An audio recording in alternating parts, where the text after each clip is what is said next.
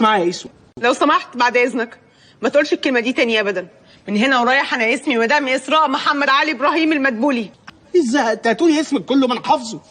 انا اسف، مستعد اعمل اي حاجه عشان اصلح الغلطه دي. حاجه واحده بس اللي هتعملها عشان تصلح الغلطه دي. قوليها لي وانا هعملها فورا. طلقني يا وسيم. مش هطلقك يا ساره. لا هتطلقني وهتدفع لي 8 مليون انا كمان. 8 مليون؟ انت هتصيعي؟ انت مؤخرك 4000 جنيه كده بقوا 8 مليون و4000 جنيه. انا هقعد طول عمري العب اللعبه دي ولا ايه؟ طبعا، وهتبطل لعب ليه وانت جنبك حبوبه القلب يا بتاع نيسو. وانا اللي جاي اعمل لك مفاجاه؟ انت اللي فاجئتني. اسراء يا اسراء ما تفهميش غلط، انا ما اعرفهاش اساسا. وجاي تتعرف عليا النهارده يوم عيد جوازنا؟ ده انا استأذنت من الشغل وجايه جري عشان احتفل بيك النهارده. الاقيك جايب لها بلالين. يا حبيبتي ما انا كمان استأذنت من الشغل وجيت بدري ومليت لك البيت كله شمع ونفخ لك كل البلالين دي عشانك.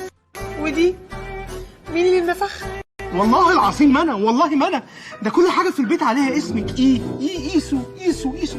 بصي يا لبسي، ايسو اهي، انت ايسو، هي اسمها تهاني. وكمان عارف اسمها؟ انت بتخون انا يا وسيم؟ يعني ال10 سنين اللي فاتوا دول ايه؟ كنت بتغشني؟ بتكذب عليا؟ وكمان جايب لها بلالين. حبيبتي انا ما بقتش عارف انت يعني متضايقه عشان اخونك ولا عشان جايب بلالين. انا ما بقتش عارف حاجه. خسرت البلالين وعشت السنين يا خاين. مش فاهم يا اسراء ايه الغباء ده؟ ده انت معاكي شهاده تشغلك في احلى فندق في مصر. ياه ما جاش بالي خالص، بس اصلا انا شفتها في 100 فيلم ان انا اول ما جوزي يتسجن اشتغل رقاصه على طول.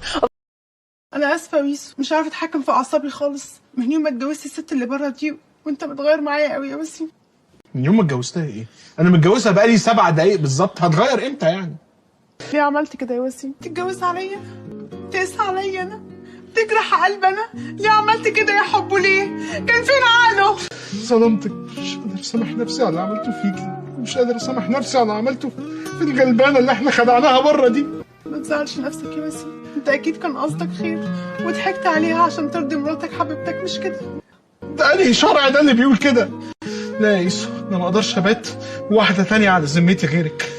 انا هقوم اطلعها دلوقتي حالا. لا يا وسيم، بلاش نكسر بفرحتها الليله دي، حرام تطلقها ليله دخلتها. استنى الصبح بس وبعدين طلقها يا ويسو. يعني هو الصبح يعني سمعتها هتتحسن؟ يعني ايه ابني ما زادش من امبارح؟ شفت يا وسيم؟ عشان قعدنا نلعب وتلهينا عنه، تلاقيه حبيبي كان جعان وما لقاش حد ياكله. يعني ايه ابني ما يزيدش جرام واحد من امبارح؟ جهاز السونار اللي عند حضرتك اكيد بايظ على فكره، انا مقتدر ممكن اسفرها تعمل سونار بره مصر. بصي يا جميله، انت والوحش اللي انت متجوزاه، اولا انا الجهاز بتاعي سليم ولا عاش ولا كان اللي يقول على جهاز دكتوره لميس بايظ، ما اتخلقش. دي اول حاجه. تاني حاجه، الطفل ما بيزيدش في يوم وليله، لازم ياخد وقته على ما يستوي. تالت حاجه، انتوا مش مخلفين بيبي هالك. بيبي هالك؟ انت بتتنمري على ارنوب ابني؟ يا حبيبي انتوا اصلا مسميه ارنوب، يعني اتنمرت عليه قبل ما يجي الدنيا. اهدى يا حب شويه، النرفزه غلط على الجنين. جنين ايه يا اسراء؟ انت اللي حامل مش انا.